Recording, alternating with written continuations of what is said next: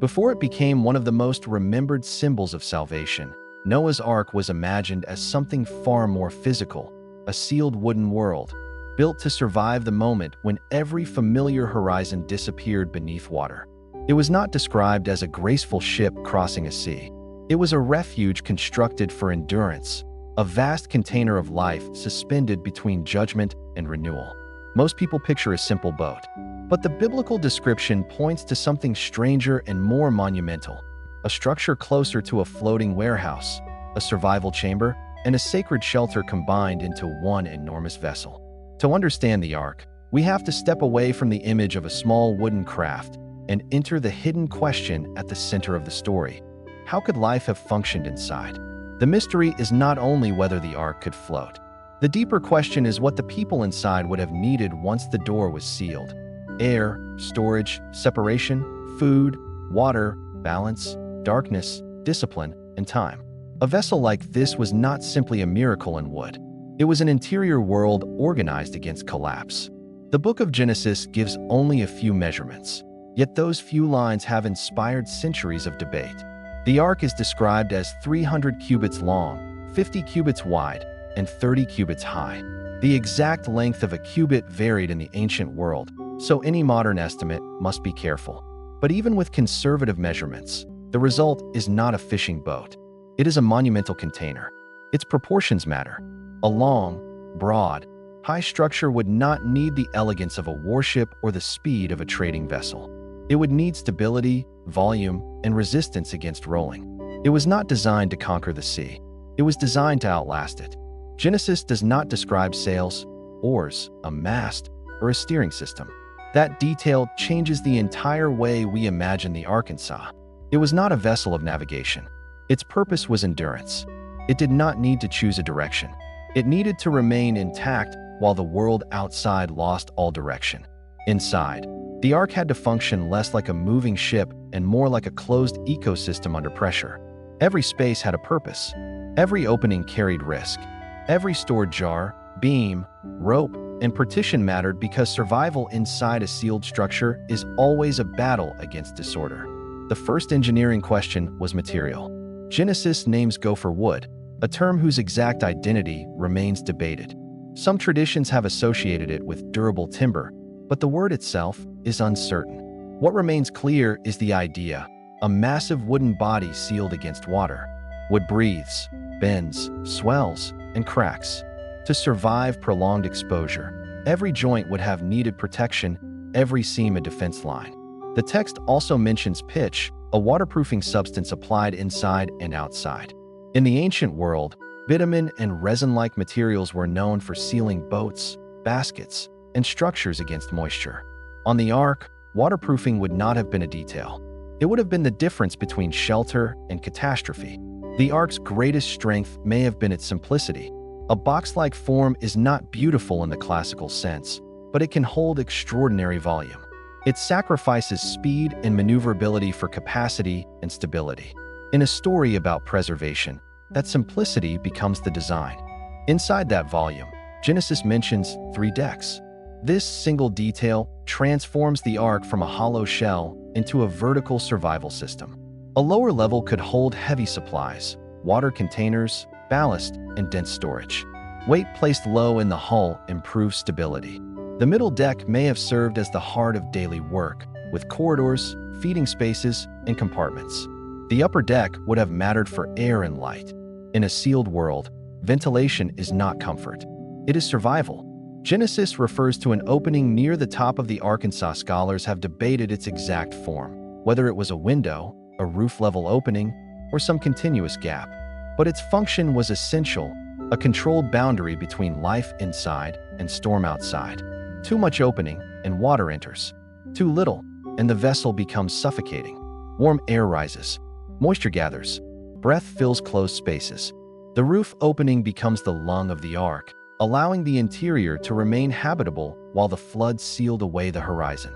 Then came the question of the animals. The Ark was not a museum of every modern species as we classify them today. Within the biblical imagination, it was a refuge for kinds, ordered within limited space. The challenge was not only fitting them inside, it was keeping them alive, fed, separated, watered, and protected from panic in the darkness. Ancient people understood pens, stalls, storage rooms, fodder, airflow, and the daily labor of animal care. The Ark may have scaled familiar agricultural knowledge into something almost unimaginable. Every compartment would have been a decision. Which animals apart? Which supplies nearby? Which pathways clear for human work? Which areas protected from damp, heat, and crowding? Every decision had consequences. A blocked corridor could trap people. Spoiled grain could threaten the voyage. Contaminated water could become as dangerous as the flood itself. Water inside the Ark was paradoxical. The world outside was drowning in it, yet drinkable water had to be stored, guarded, and rationed. Food was another hidden engine of the vessel. Grain, dried plants, fodder, oil, and preserved goods would have consumed enormous space. From the outside, the Ark appears silent, but inside, it would have been a world of smell, heat, breath, wood, straw, smoke, and waiting. That is where the drama becomes human. Noah and his family were not passengers. They were caretakers of an entire sealed order. For them, the Ark was shelter, workplace, prison, sanctuary, and test.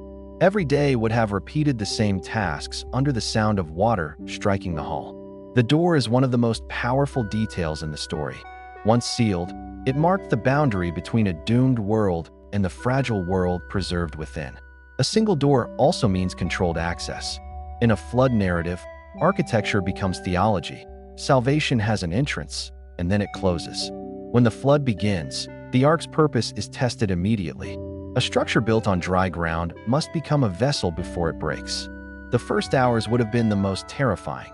Wood creaking, water rising, cargo shifting, animals unsettled, humans listening for the sound no builder wants to hear: failure. Stability depended on distribution.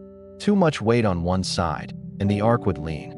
Too much unsecured storage, and the interior could become dangerous. The decks were more than floors. They were load-bearing systems, dividing mass, separating life, and strengthening the giant wooden body. In this sense, the Ark was both simple and sophisticated. Not complex machinery, but intelligent arrangement. Its engineering was not based on speed or navigation, but on volume, sealing, structure, balance, ventilation, and routine. One of the least imagined problems is waste. Any long survival voyage must manage what is produced every day, not only what is consumed. Even without modern systems, ancient people knew slope, gravity, bedding, ash, straw, and separation. Survival often begins with practical knowledge, not miracles alone. Light also mattered psychologically. A single strip of daylight could measure time when the sun itself had vanished behind storm clouds. Imagine days when the only sky was a slit of gray above the rafters, and the only horizon was the curve of a wooden wall. The flood story is often remembered for catastrophe, but inside the Ark, the deeper drama is preservation, the fragile organization of life against total disorder. Outside, the old world is erased. Inside, every basket, stall, jar, and beam becomes part of a future that has not yet arrived. That future depended on memory as much as survival. Seeds had to outlast water. Tools had to outlast fear. Knowledge had to survive with the people. The Ark was not only carrying bodies. It was carrying agriculture, craft, domestic order, and the possibility of rebuilding. Many modern debates focus on measurements and feasibility. Those questions matter. But the story's enduring force comes from how engineering and faith are placed in the same wooden frame. Faith commands the construction. Labor makes it visible. Timber, pitch, rope, and time turn warning into architecture. The Ark had to be imagined before it could be built. In a world without known shipyards for such a vessel, its scale alone would have looked like madness. Yet the design is practical in its own way, long enough to distribute weight, wide enough to resist rolling, high enough to create layered storage. If we step back from the literal image, the Ark becomes one of history's most powerful architectural ideas, a building that becomes a world. Below, weight and storage. In the middle, care and passage. Above, air, light, and watchfulness. Not luxury, endurance. Every sound would have carried through timber, waves striking, animals breathing, ropes tightening, rain fading into memory, and silence growing heavier after the storm. Then comes the waiting. In the story, survival is not a single dramatic moment. It is a long obedience inside uncertainty.